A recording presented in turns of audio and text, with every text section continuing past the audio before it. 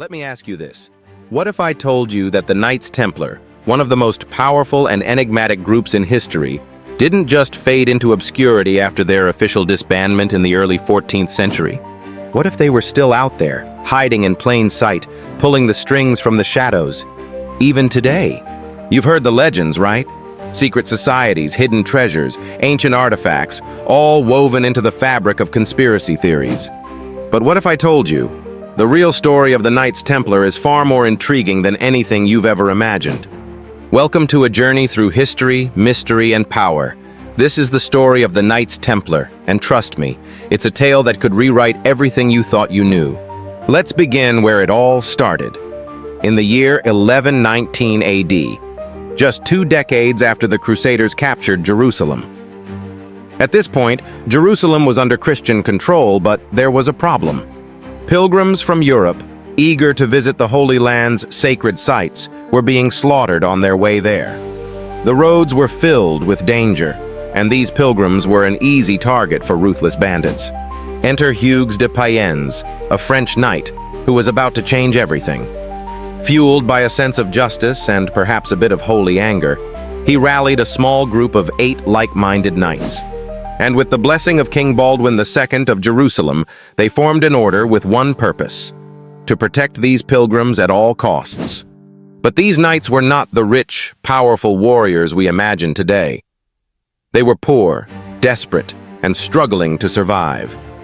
Their humble beginnings meant they had nothing but their faith and their swords. And so the Order of the Poor Knights of the Temple of King Solomon was born. Let's hit the brakes for a second. Picture this: 8 knights, poor as dirt, with no wealth and no power, standing before the might of the Holy Land. And yet, within a mere decade, this tiny band would become the most influential military and financial force in Christendom. How? Well, that's the part of the story that's nothing short of extraordinary. At first, the Templars were simply good at their job. They didn't just protect pilgrims, they excelled at it. Word spread fast. Soon, they were known throughout Europe as the guardians of the Holy Land. The rich and the powerful wanted in. Noble families sent their sons to join, and the Pope, yes, even the Pope himself, saw the potential in this growing order. And by the year 1135, the Pope was writing checks, and not just any checks. He gave them a huge monetary donation. But more importantly, the Pope granted the Templars an exemption from taxes. No taxes. They didn't answer to local laws anymore. They were accountable only to the Pope himself. The implications? Well, they were massive. Imagine this: an order with virtually unlimited resources, exempt from taxes, with a reputation for fearlessness on the battlefield and an ever-growing influence in religious and political circles. The Templars were becoming a state within a state, but this wasn't all. Their wealth and influence grew at an astronomical rate. By the mid-12th century, the Templars had amassed land, ships, castles, and even vineyards. They owned vast swaths of land across Europe and the Middle East.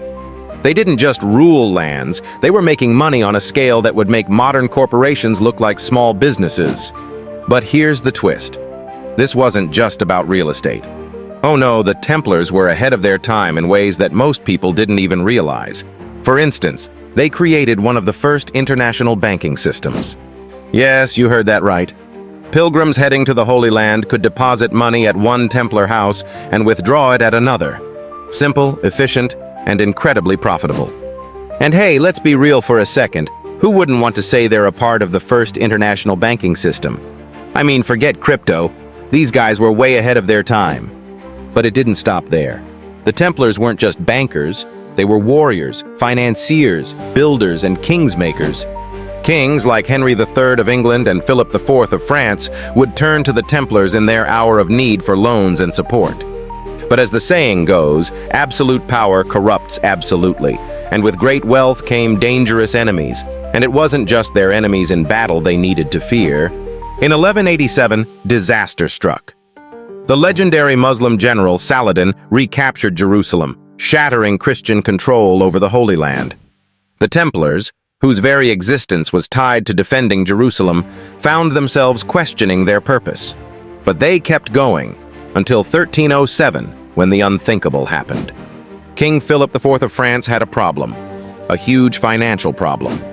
He was deeply in debt to the Templars, owing them massive sums of money. And well, when you're a king with too much debt, there's always a way out, a very final way out. Philip needed an excuse, and so he manufactured one. He accused the Templars of heresy, of worshipping false idols, engaging in immoral practices, and even, bizarrely, spitting on the cross. But these accusations weren't just lies, they were dangerous lies. One man stood at the heart of the Templars, Jacques de Molay, their Grand Master. As the accusations mounted, he was tortured, forced to confess to crimes he had never committed. And like any good king, Philip knew exactly how to extract confessions under duress. But here's where things get truly chilling.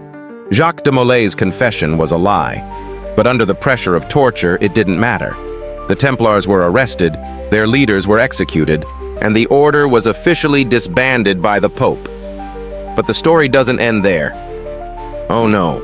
Before he was burned at the stake, de Molay cursed both the Pope and King Philip, declaring that divine retribution would come swiftly. And guess what? Within the year, both men were dead. But wait, was that really the end of the Templars? Thank you for joining me on this incredible journey through history.